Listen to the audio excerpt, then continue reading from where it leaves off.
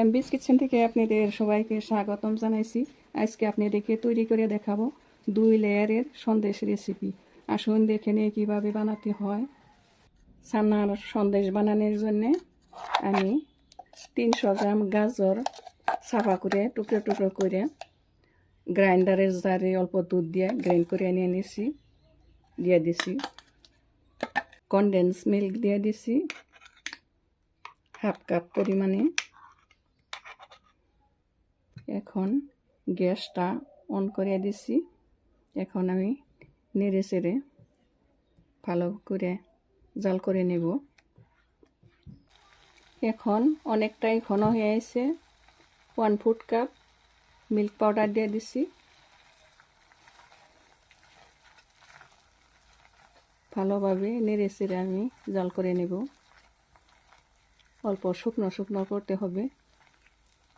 সামান্য পরিমাণে orange food colour দিয়ে দিছি। ভালোভাবে মিশিয়ে নিচ্ছি। আমার সন্দেশটা অনেকটাই ঘন হয়ে গেছে, শুকিয়ে আসছে। এখন 1 চা চামচ ঘি দিয়ে দিচ্ছি। ঘিটা পরে দিলে ফ্লেভারটা ভালো আসে। এখন নেড়ে চেড়ে মিশিয়ে নিব।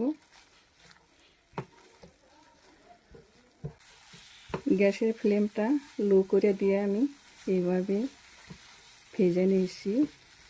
এখন আমার সন্দেশের পুরটা ভাজা হয়ে গেছে।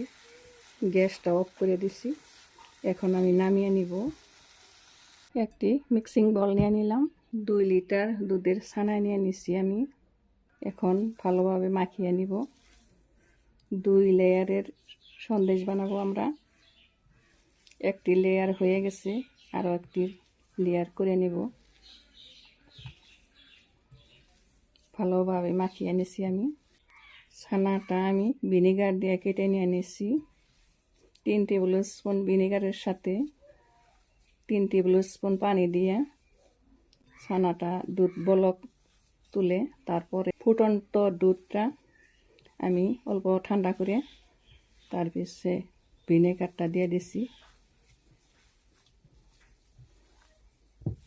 এখন আমার ছানাটা মাখানো হয়ে গেছে। দেখুন কীরকম স্মুথভাবে হয়ে গেছে, কত নরম হয়েছে ছানাটা। এখন একটি প্যানে আমি ছানাটা দিয়ে দিচ্ছি, গ্যাসে উঠিয়ে দিচ্ছি।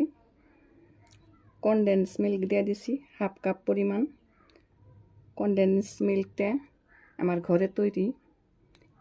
রেসিপিটা আমার চ্যানেলে পেয়ে যাবেন। এখন গ্যাসটা অন করে দিচ্ছি।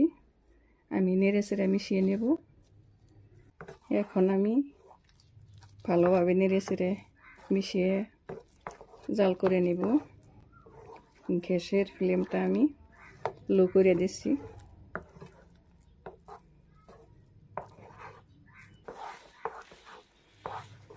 অনবরত নেড়ে থাকতে হবে, না হলে তলায় লেগে যাবে। 1/4 কাপ চিনি দিয়ে দিচ্ছি। কনডেন্স মিল্কেও চিনি আছে, সেই জন্য আমি চিনি কম করে দিয়ে দিচ্ছি। এইভাবে নেড়ে চেড়ে আমি ভালো করে শুকনো করে নেব। 1/4 কাপ মিল্ক পাউডার দিয়ে দিচ্ছি। মিল্ক পাউডারটা দিলে টেস্টটা অনেক গুণে বেড়ে যায়। এখন আমি গ্যাসের ফ্লেমটা লো করে এইভাবে নেড়ে চেড়ে থাকবো। এখন আমি 1 চিমটি পরিমাণে এলাচের গুঁড়ি দিয়ে দিছি।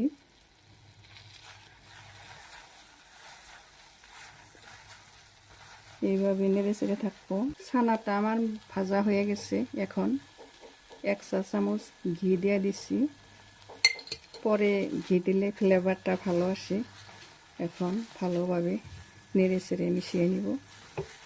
এখন আমার ছানাটা ভাজা হয়ে গেছে। দেখুন শুকনো শুকনো হয়ে গেছে, প্যানের গা ছেড়ে আসছে। এখন আমি গ্যাসটা অফ করে দিছি। এখন নামিয়ে নিব। এখন আমি সন্দেশ বানিয়ে নিব। গাজরের পুরটা আমি ছোট ছোট বল বানিয়ে নিয়েছি। এইভাবে বল বানিয়ে নিয়ে নিব।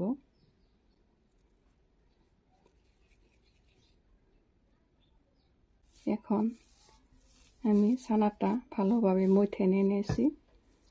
এখন অল্প ছানা নিয়ে নিয়েছি হাতে।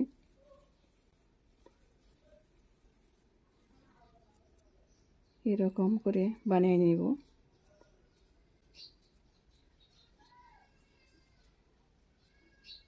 এই বলটা ভিতরে দিয়ে দিয়েছি।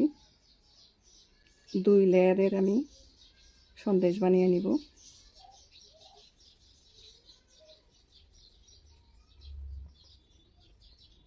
এইভাবে পেস্ট করে দিয়েছি।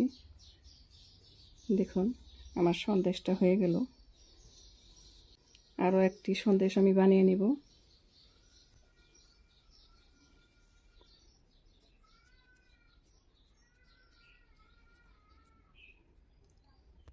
ছানাটা ভালোভাবে মথে নিতে হয়।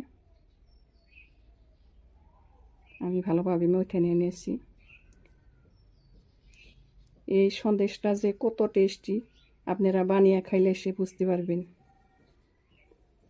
অবশ্যই আপনারা এই রেসিপিটা ফলো করে সন্দেশ বানিয়ে খাবেন।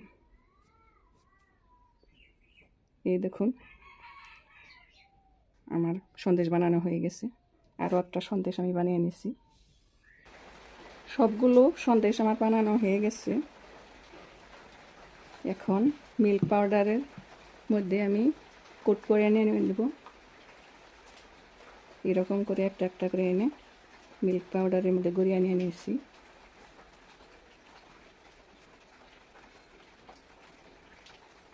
এই সন্দেশটা খেতে অনেক টেস্টি হয়। অবশ্যই আপনারা এই সন্দেশটা বানিয়ে খাবেন। একটি করে এভাবে দিয়ে দিচ্ছি। দেখুন কত সুন্দরভাবে আমার সন্দেশটা হয়ে গেছে। দেখতে যত সুন্দর তার থেকে দ্বিগুণ সুন্দর খেতে। এরকম সহজে রেসিপি পেতে আমার চ্যানেলটা সাবস্ক্রাইব করুন, লাইক করুন, কমেন্ট করুন, বন্ধু বান্ধব সবার সাথে শেয়ার করুন। ভিডিওটা দেখার জন্য ধন্যবাদ।